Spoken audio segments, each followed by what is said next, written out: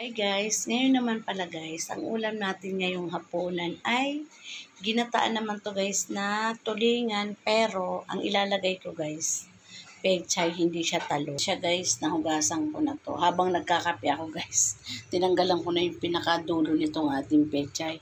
At inisa-isa ko to guys kasi may tag dito, may mga putik-putik pa yung pinakaganyan. Inisa-isa kong linis yan guys. Tapos, lagyan muna natin siya ng paminta. Yan guys, may bawang, sibuyas, kamatis, luya, at sili. Ayan. Tapos, lagyan natin ng asin. Tapos lagyan ko muna siya guys ng tubig. Ito guys. Tapos, pag natuyo-tuyo na yan guys, saka ko lalagay yung ating gata.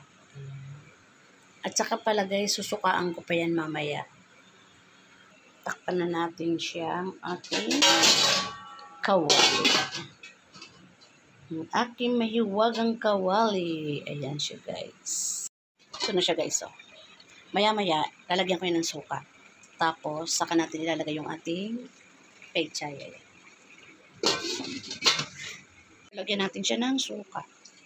Ayan siya guys.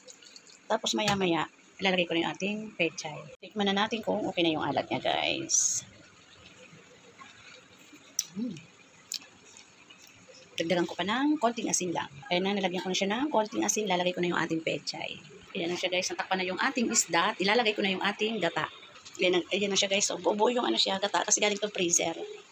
Ayan. Tapos ito, guys, hinawi-hawi ko sa gilid yung aking pechay. Ayan. Hindi ko na ito, guys, tatakpan.